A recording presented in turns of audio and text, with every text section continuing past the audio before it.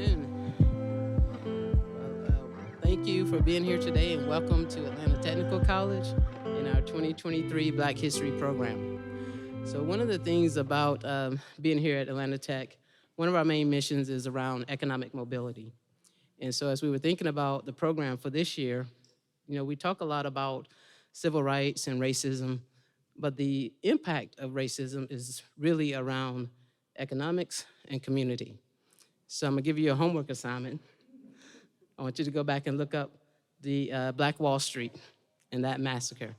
But that's an example of, again, what Black communities have done and have the power to do. And so as I was thinking about that, the great Mr. Mack Wilbourn came to mind, and you'll get into a little bit more of his story. But I'm excited to bring this program to you. I want to say a special thank you to our students, Ms. Anderson and Ms. Marks, for being part of the conversation, and for the host with the most, Mr. Antonio Hicks, who's with PTG TV. And so with that, Mr. Hicks, thank you for being here.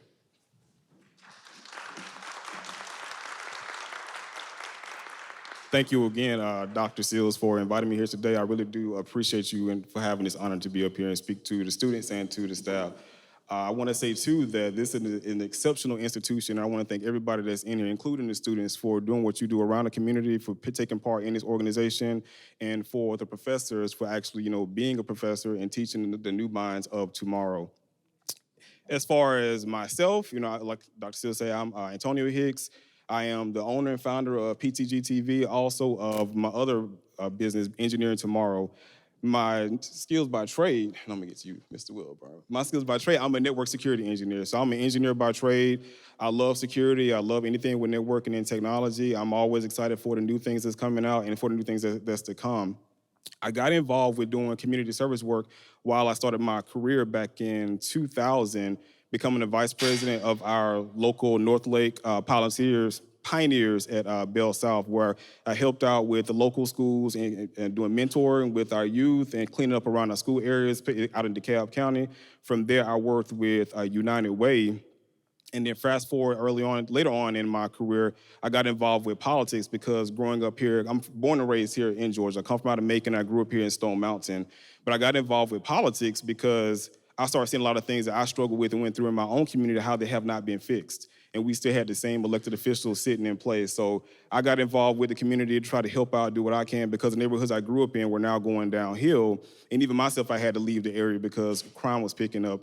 So one thing I always like to tell a lot of people is, like, the only way you can make change, you have to get involved and try to make the change from the inside out. You can't just sit back and complain from the sidelines or have your Twitter fingers going off online, but you don't actually get involved and try to make any change or do any volunteer work. And so I got involved with that. I ran for office a couple of times for Congress out in Georgia's Congressional District 4. And if you don't know what Congressional District 4 is, it's in Rockdale, DeKalb County, and a couple other counties out there. I think they've changed it up now because they redistrict everything. And then throughout the pandemic, I created PTG TV. And I created PTG TV as Politics, Technology, and Gaming because while I was volunteering, I saw a lot of people didn't know how to read bills. They didn't understand about new policies and how to understand how they would impact the community.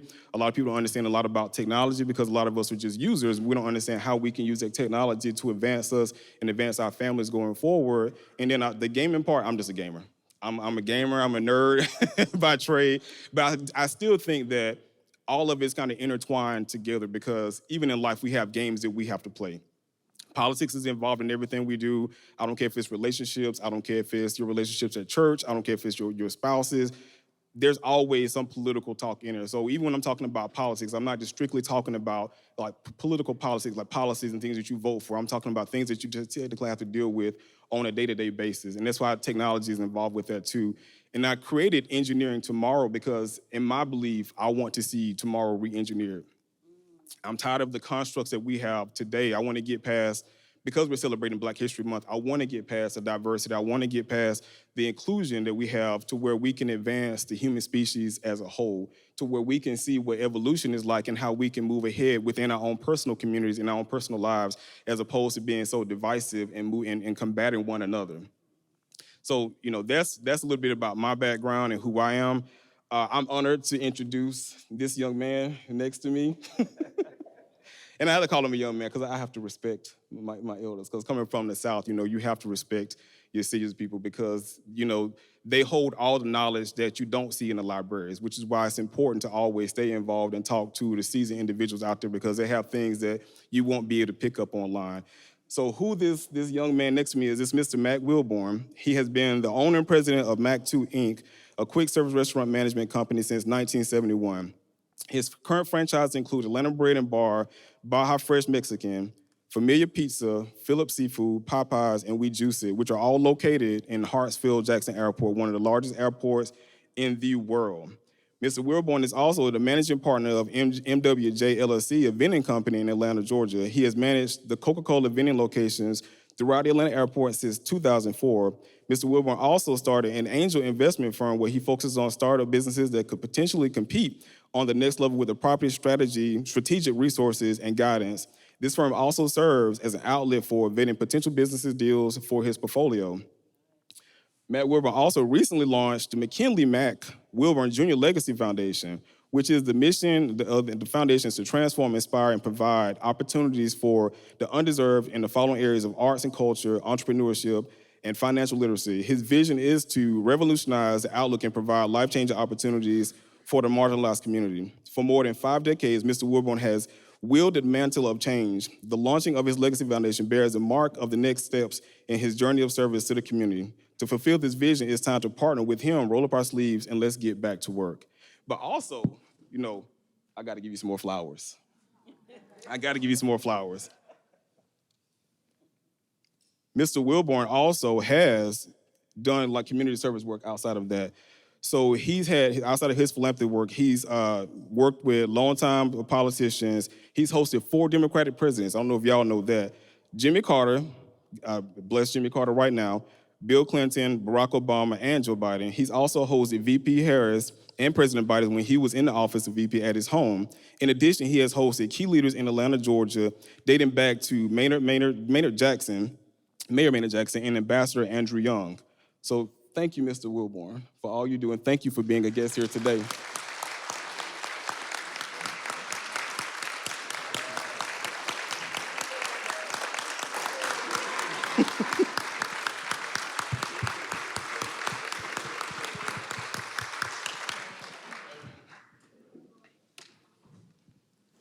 So I guess one of the first questions I want to get to with you doing all of your community service work, is your mic on? You gonna do mic check? Mic check.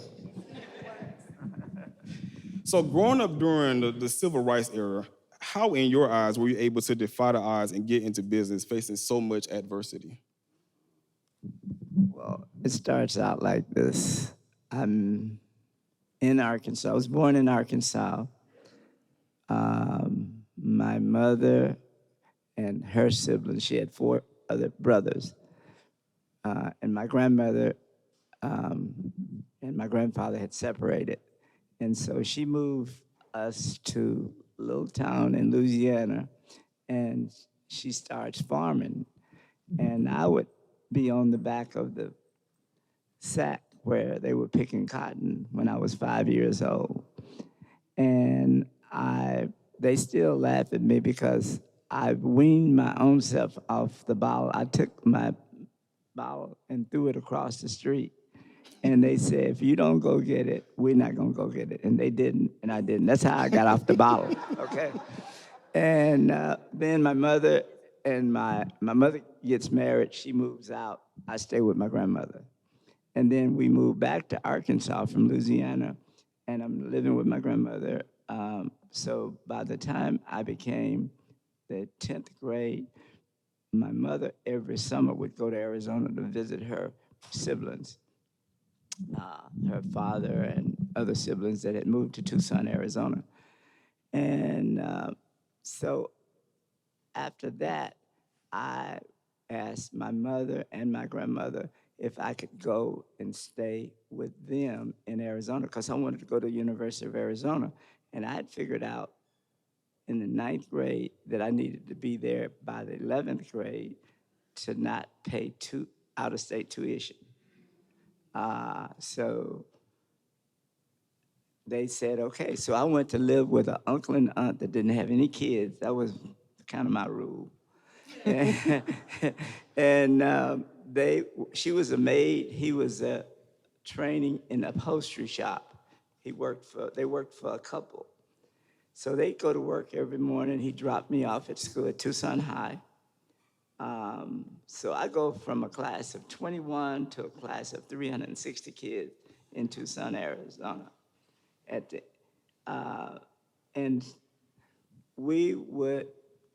I'd come home in the afternoon, school's out. I'd come home, I'd cook dinner. She was a maid, he worked in the upholstery shop. But we became a team. So when they get home at 5:30, I'd have dinner ready. He would go in the garage after dinner and moonlight. She would clean up and I would play like I was doing homework. Well, maybe.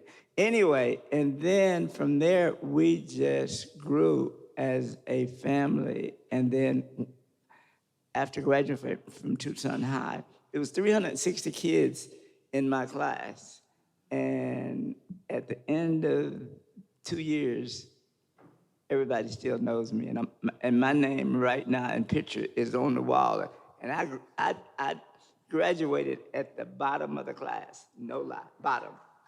And I go from there to LA to live with another uncle and aunt to go to LA Junior College because I said to myself I wasn't ready for the University of Arizona.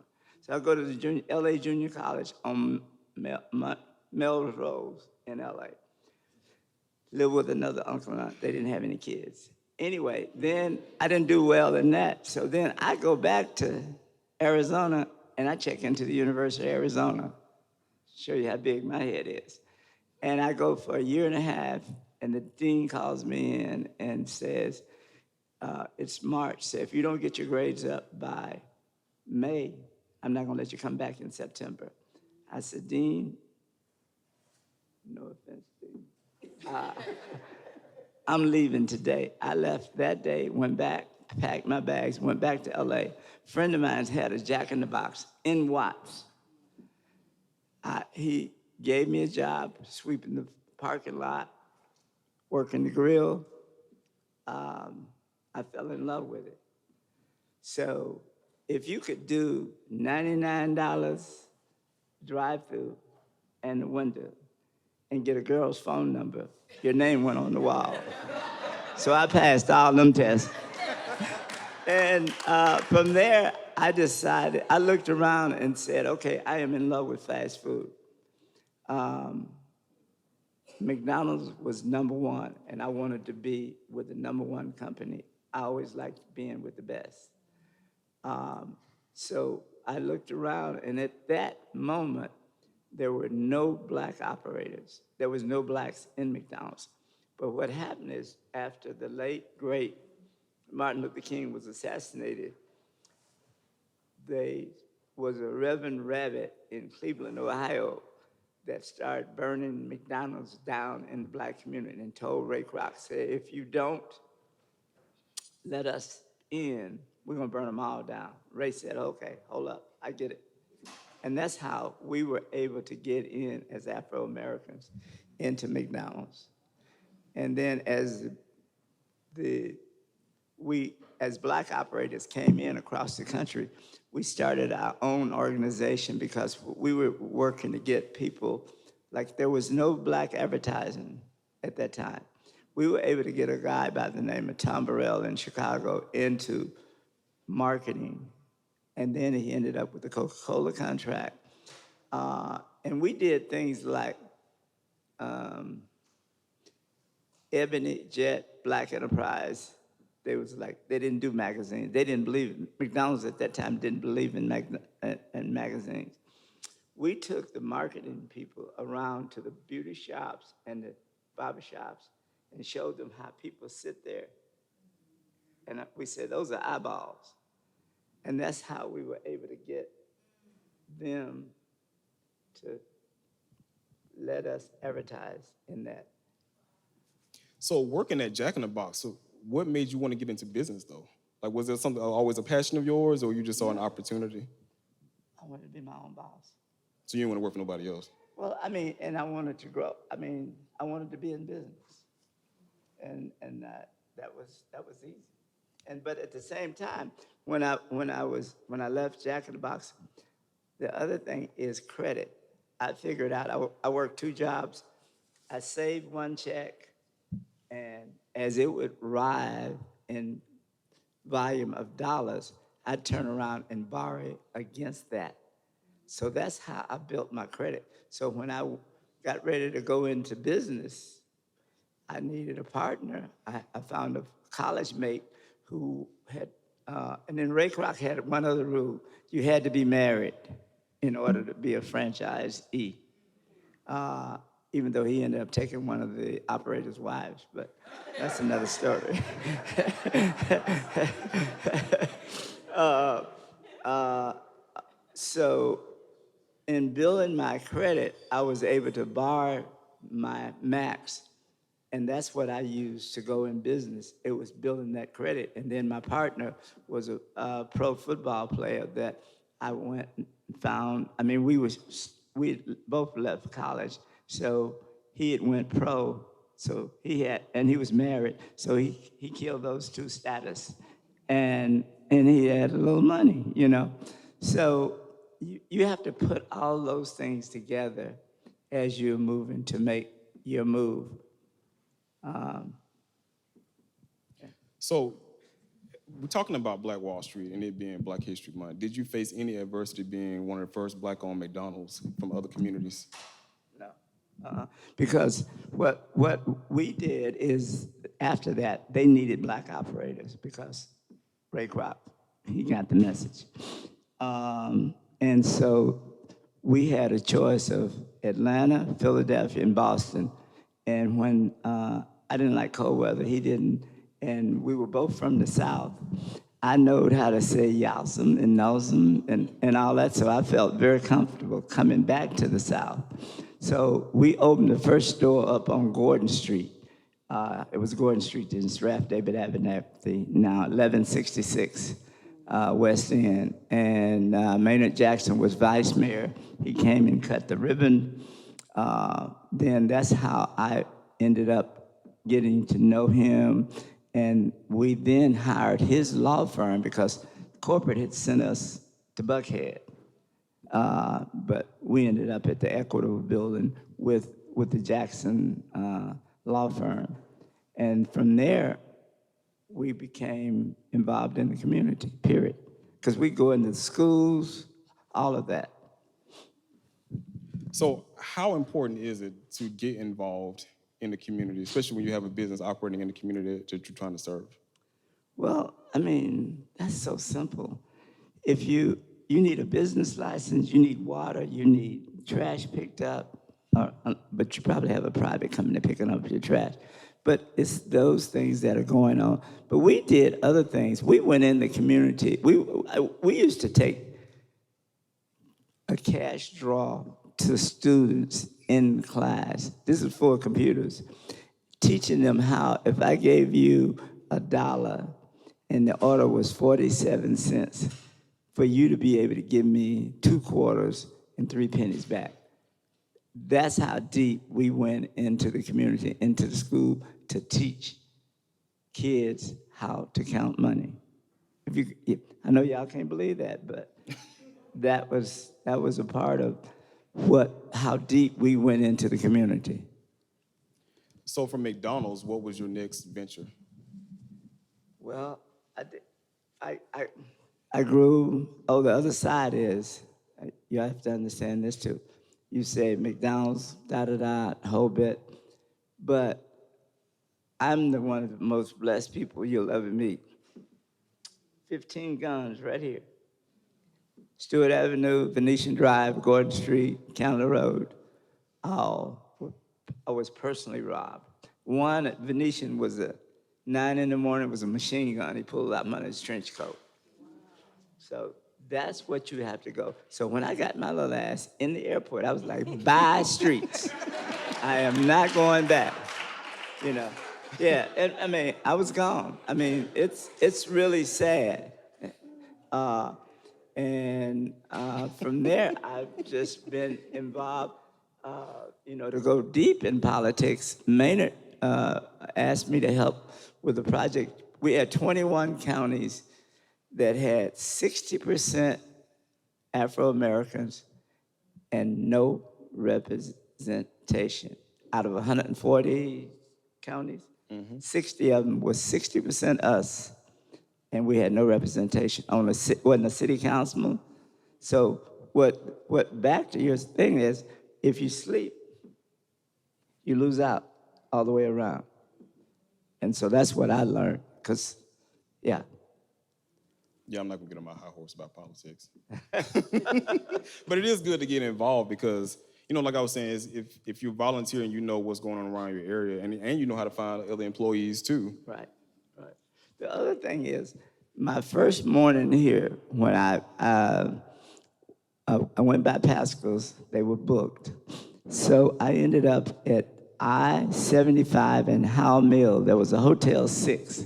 They just tore it down not long ago. Now, how long ago was this? 71, when I was. They let y'all know how long Pascal's been around if y'all don't know about Pascal's. Go ahead. I walked out my room that morning, and back then, y'all are not gonna believe this, the garbage collectors had, you know how far some homes sit back? The garbage collectors had to get off the truck, walk to the back, put that barrel on their back, bring that trash out and dump it, and then take the empty trash can back, and then go back and get on the truck and go to the next house. So what? They will drive past your house nowadays. You gotta have the trash on the curb. But think about how much labor, how much that was costing the city. And Maynard changed that immediately and then put in a lot of other things, but yeah. So how important was it for you to, I'm sorry, you was gonna ask a question? To get involved and help Maynard Jackson out on his political run? It was a natural. It was easy. I mean, I saw what he was doing as mayor, and I saw what he was doing as mayor, and it was very positive. And that was, after that, Tom Bradley became mayor of LA, and some of the things he was doing, and it just spread it. Yeah. I have a question on your expertise with franchises. As students at different ages and stages of life, what would be a basic strategy while you're working and a student to start setting a goal of opening a franchise or getting yours? No, what you want to do at any point of going into business, you want to find something that you like, you can be passionate about, and that you can make money. If you don't like it, it doesn't like you, I don't see how you succeed. And that was what my first love was, is that I enjoyed it. And then from there, I fell in love with real estate. I play around with real estate on the commercial side. I'm not gonna do no houses or apartments, because when your son break the window out and you call me, and I gotta go. Yeah, you gotta go fix it. I gotta go fix it. But if it's a commercial building and your equipment and things in there, you're not gonna wait me to fix it. You're gonna fix it quick. And I might end up paying you, but I'm just saying that's the difference. So how hard was it for you to establish a McDonald's? What was that process like? Well, we had to go through. What happened is they were looking for operators, so we went. Brad Hubbard and I, we went and filled out the paperwork. They interviewed us. They told us where they had availability. We chose. He flew here and looked at the location. It was a brand new location, and I came one-way ticket. Travis, I tell you, I still have my suitcase that I came with. Do you still use it? No, I don't use it, but I got it. So did you start off with a conventional loan, or it was money that you all had saved up? Money was saved up, but at the same time, some franchises have what they call a lease with an option to buy. So you go in and manage it, and then you build your money up and buy it. You know, Is that specifically for McDonald's or franchises in general? franchises. Well, that has changed. So now you need some money. That system has really changed. And But you have SBA and all of that. It's like I've been blessed. I'm on the bank board. Little boy from Arkansas picking cotton now. And the bank is in Buckhead. I was like, what? But I have the same banker. That's another thing is, I have the same banker I've had for 35 years. And I've followed him to different banks. Now, I do bank at some other banks, but he and I have continued. And there have been times when he has taken me to dinner with the president of the bank and the chairman, and I get a loan on the spot because of what he knew of my work ethics and what I had done over the years with him. So you have to build those relationships and have the credibility. If you don't have that credibility with them, they're not going to go out on the limb for you. I've had, in the last 2 years, if you can believe this, where he actually turned me, we're in a commercial for the whole bank right now on TV. He turned me down for a loan. He helped me get the largest loan I ever had to build 8 restaurants and 20 vending locations at the airport without any paperwork, so it can be done.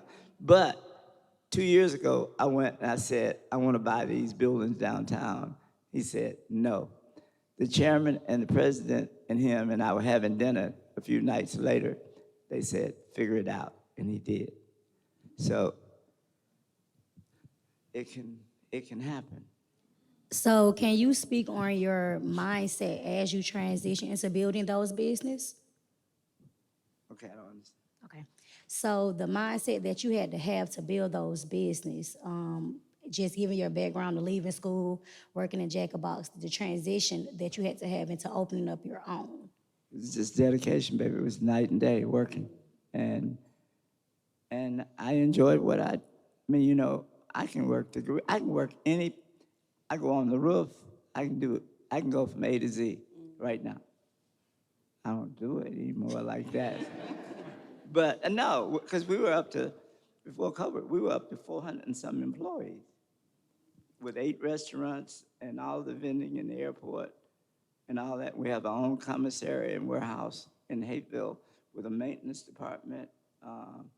And I'm big on keeping extra parts and keeping the equipment up. So I have you won't believe this, but it's a lady that runs the maintenance department, and she got 2-3 guys that work for her. Wow, that's good. So, yeah. Mr. Wilborn, could you, because the journey to become an entrepreneur and the journey to success could look a little different. So could you speak a little bit on how to recover when your efforts don't quite pay off? You know, it's not, you're very blessed. And if everything you touched is gold, that's an amazing story. Is there any encouragement for those who kind of go that, you know, up and down, or trying to find their way to their sweet spot in business, like to recover from failure, basically? Yeah. Well, it was like, I had the store here on Stewart Avenue, 1826 Stewart Avenue. It's down the street a little now. But my Venetian Drive store was, because what happened is, part of a third, probably about 40% of my market was Fort McPherson. When they closed the federal government closed the back gate, my business did this. So I went to corporate it was a land lease. I went to them and said, I'll pay the lease. Let's close this unit down. And they accepted my proposal. We closed that unit down, and I paid the rent until the lease was over. So you have to work your magic, I guess. I guess piggybacking off that question, how was it for you during COVID? Because, we had a lot of small businesses that end up closing down and failing, and you said you had, 400 employees. Mm-hmm. So where are you now, and then how did you transition from out of what happened to where you are today? We're probably at about 200 and something, but what we've done is we work with what we have and manage that, meaning time-wise. We're not open as many hours. Like at my Popeyes, we used to open at 6 o'clock in the morning and close at 11 at night. This is Popeyes in the airport? Yeah. Okay. No, and that's another story. So the other thing is when I was also in the retail business with one of the largest vendors in the world now that started here. He and I and some more city council people and other vendors ended up, there's a young lady downtown at the Federal called Sally Yates. I'm blessed. She gave me 85 counts, and it was 4 other people that we had a court case that went on for, I don't know, about 10, 12 days. She even tried us on Martin Luther. She opened the courthouse up on Martin Luther King's birthday. And I was blessed to be the only one that didn't go to jail. I had 85 counts. And so after that, that's when I went in. McDonald's put me out. And then Russell gave me a store and 2 stores at the airport, one for ice cream and one for chicken. So I chose Popeyes. They were new to Atlanta. There were some guys from here that had bought Popeyes and moved the corporate office here. So the chairman of the board, a friend of mine's worked for them, was going to be at the Butler Street YMCA off of Auburn Avenue as a guest speaker. So I went and met him in line with the tray getting food. I told him, you don't have Popeyes in the airport. I have a location. I have the money. I have the experience. I'm not going to no school. I'll send all my managers. And I wanted a deal on advertisement. And I cut a deal in line. We shook hands. He spoke. I left. I didn't wait for dessert. Next morning, I opened that store, and that was the first one they ever had in the airport.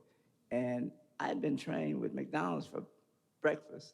So they didn't have breakfast, but they had a great biscuit. So I used that to take it for the last, I've been number 1 and number 2 in the world for a lot of years with Popeyes from that, So I took my McDonald's experience and turned it into gold with Popeyes and became their number 1 store. And so, But I didn't have a problem talking to the chairman of the board, telling him and cutting the deal. That's what you call cutting a real deal. And we shook hands on it, and bam, it's still in play today. And it's busy today, too. Yeah. So how hard was it getting into Hartsfield? Well, you look up and you team up with the big boys that are coming in. Your Delaware, your hosts, whomever is some of the primes that need minorities, thanks to Maynard Jackson, that started that program. And now it's over the whole United States, if you can believe that. Every airport has to do that. So you went from Popeyes to now you worked in a relationship with Coca Cola. Right. So how did that transpire? I was there. I had infrastructure, and I was there. I had the infrastructure. I had a warehouse, commissary trucks. So and they could see, I had already did vending for Coke at their world headquarters. So we knew each other. And then the other thing is, right now we have 5 brands, and I can get my call back from the president of any of these companies. That's not a brag, but it's because I've represented them at that level that they can be proud of and not be embarrassed that their brand, you know, yeah. So every business has its downsides. And the business owner, like, I guess there was a question that this young lady over here was asking, what have been some of your downsides? And like, how are you able to deal with that? I just try to stay on top of my game, period. Far as I'm a hands-on kind of person. I'm in the stores, I'm on the roof, I'm in the back of the warehouse, I'm in the front of the warehouse. Yeah, I'm real hands-on. I don't got no education. I just like, you know. So you have to work with what you have. So but like, say some of your businesses were not doing as well. So how did you deal with that? So you just went in there just working it yourself? No, you figure out what's the problem if you need to close it down. And then, like Venetian Drive, when that store, I saw the area, what had happened, half my trading area was gone. It was nothing, and the federal government wasn't gonna come back and open that gate just because I needed them people to come to McDonald's. So that was easy, bam, let's go. So I guess your word of encouragement is that no matter how hard the hardships is in the business, you got to keep pushing through and just always look ahead. Yeah, you gotta figure it out. That's what it is, you gotta figure it out. So what would you say to the youth like of today, like they want to get a business going, and like how would they go about getting a business started today versus how you got started? It's basically the same thing. You go in and learn the business from the bottom up. Start at the ground.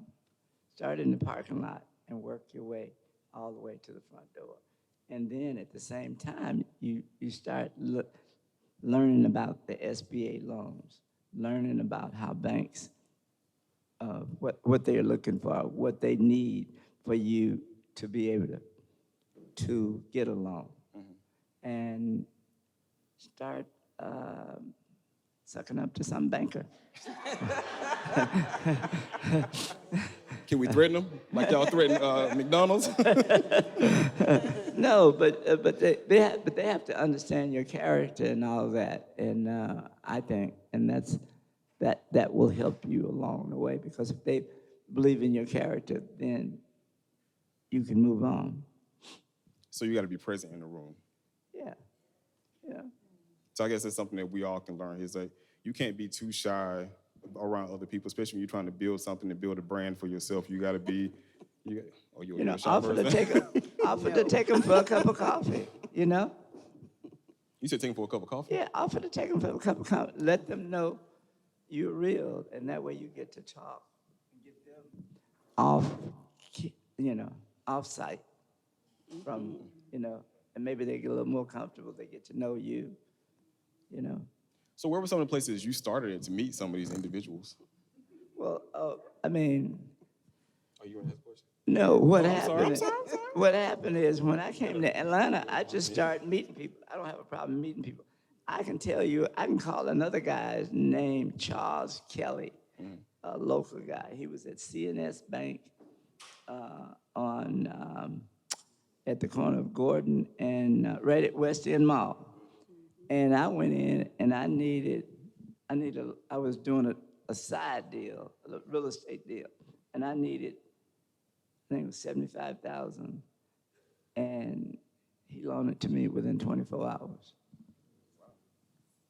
And we still laugh about it today, but I paid it back.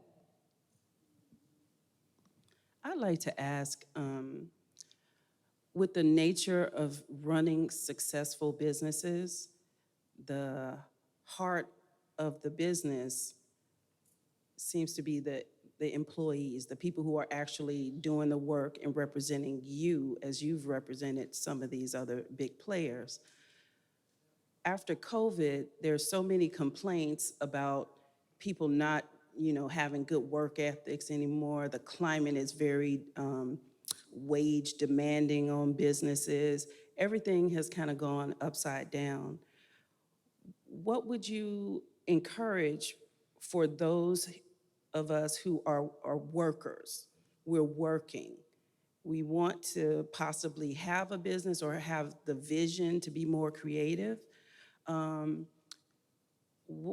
How do you stabilize a business from the worker end? You have happy people who will show up and represent you. They will not try and, undermine you, because there's lots of stories, especially in fast food, of people taking food and, the service level isn't great, at least in my opinion at this time. True. Well, as soon as that boat gets here from China with them robots, we're gonna see. Oh, it's already here.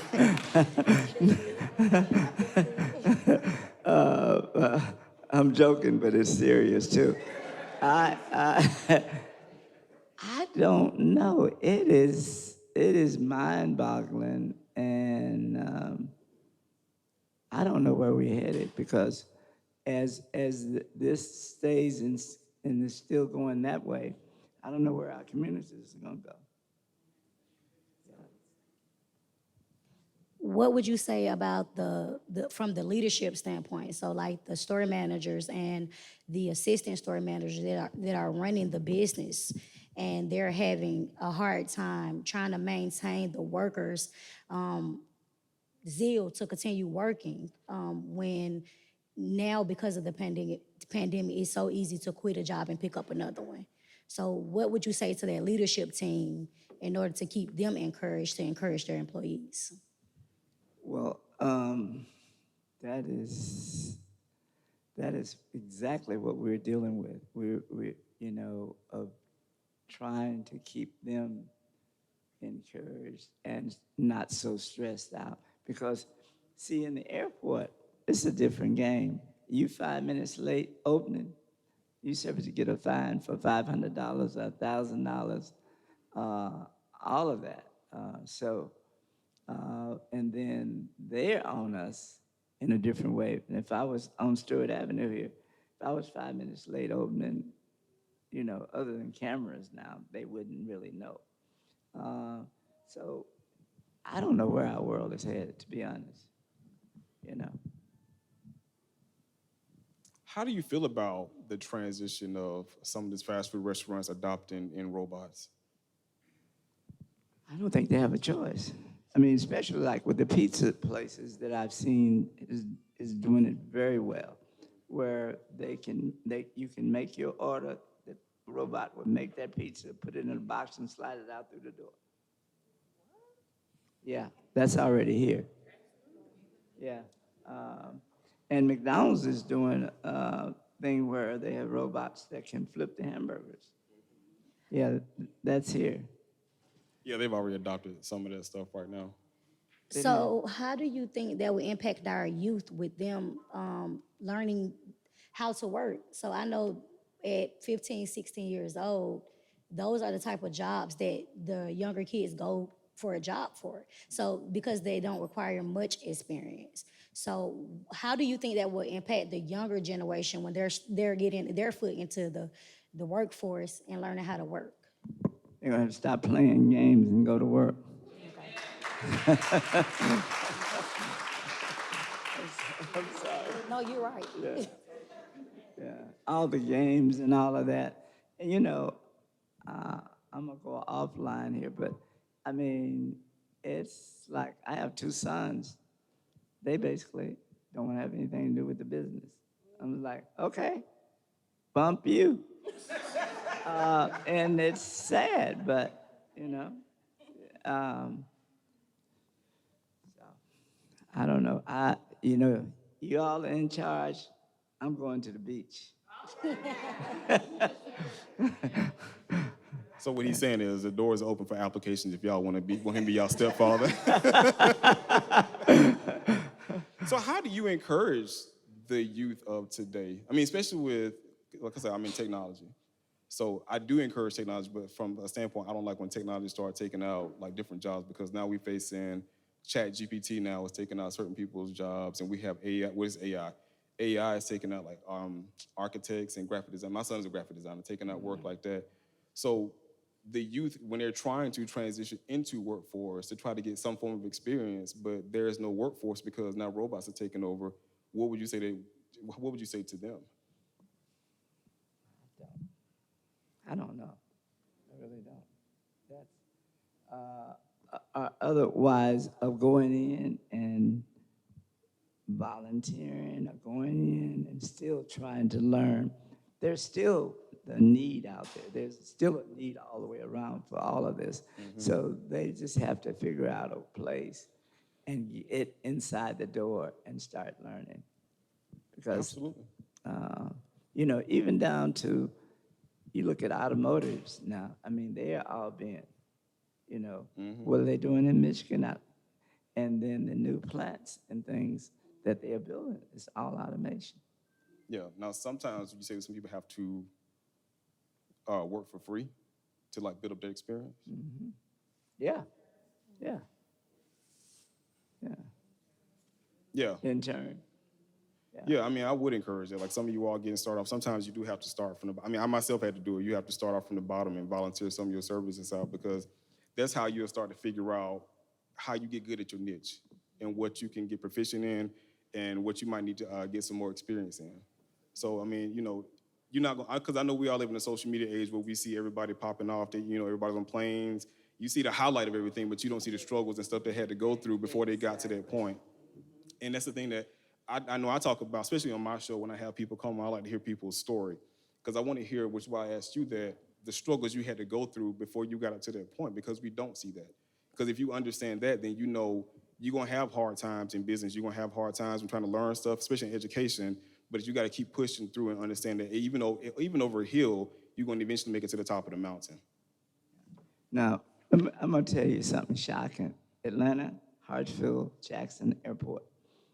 On Concourse D, Spirit and Frontier Airlines. You know what they have to do? They have to hire off-duty policemen to stay in their area because their clients fight so much. Oh, she's my witness. So what? So haven't you seen that? Have you seen that in that area? Okay. Yeah, and that's sad. That's 90% my cousins, okay?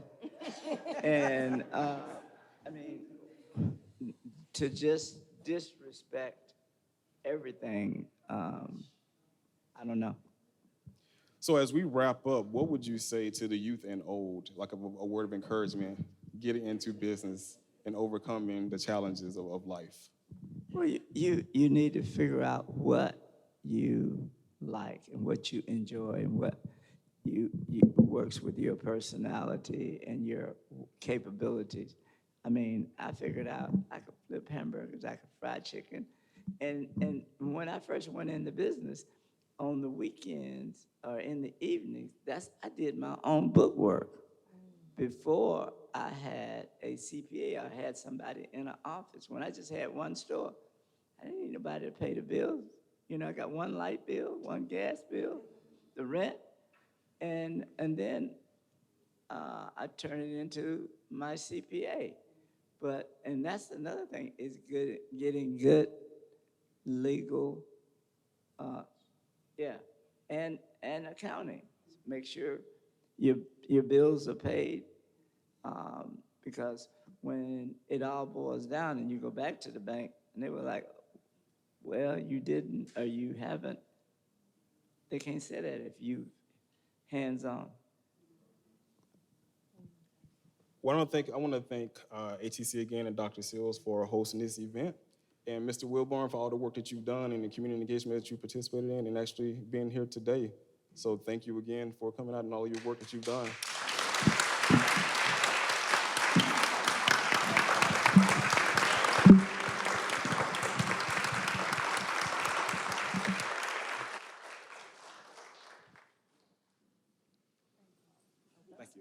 no, we're not. No. So, no, we're still going. So the college, we still done? Oh. I know you're in a hurry, I know. So the college has recently developed its own small business development center under the leadership of Ms. Tammy Napier. The Small Business Development Center at Atlanta Technical College will provide students and alumni with the support and training needed to ensure their success as entrepreneurs and small business owners. The center will have its expert mentorship and coaching opportunities for small business partners and fellow entrepreneurs, network events, connections to financial resources, studio, and innovation space. The Small Business Development Center will be housed in a dedicated facility on the main campus with approximately 1,800 square feet of working space. So, Ms. Napier, if you're in the room, if you can stand.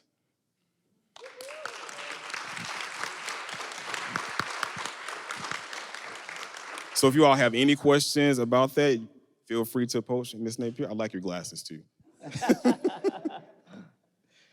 Meals provided today by Chick-fil-A, so I want to thank you all again for being here. And also, potential Bank of America community outreach team will be set up in an auditorium to assist in any interested students in learning more about setting up their accounts with Bank of America. So thank you all again for participating here today. Thank you again, Mr. Wilborn, and now we are adjourned.